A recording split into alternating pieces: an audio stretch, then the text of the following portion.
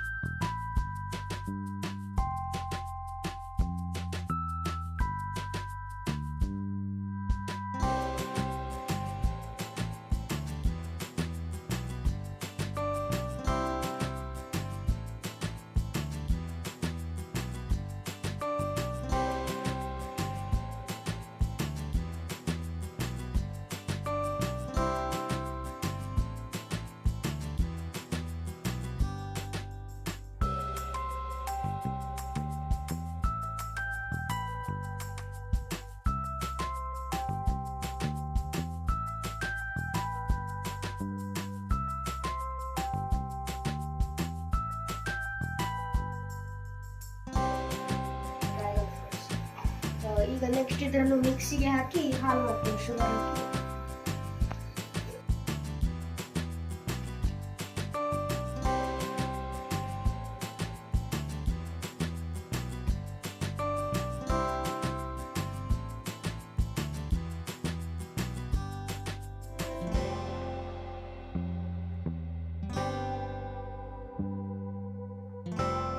ನಾನೀಗ ಇದನ್ನೆಲ್ಲ ಗ್ರೈಂಡ್ ಮಾಡಿ ಮಿಕ್ಸಿಯಲ್ಲಿ ಗ್ರೈಂಡ್ ಮಾಡಿ ಇದು ಈಗ ಗ್ರೈಂಡ್ ಮಾಡಿ ಆಗಿದೆ.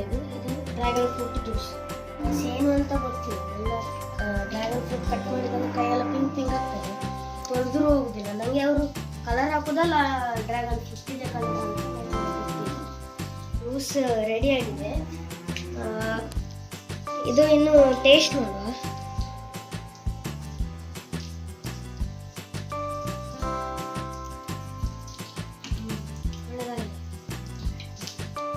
ಈ ವಿಡಿಯೋ ನಿಮಗೆ ತುಂಬಾ ಇಷ್ಟ ಆದರೆ ಲೈಕ್, ಸಬ್ಸ್ಕ್ರೈಬ್ ಹಾಗೂ ಶೇರ್ ಮಾಡಿ. ಧನ್ಯವಾದ.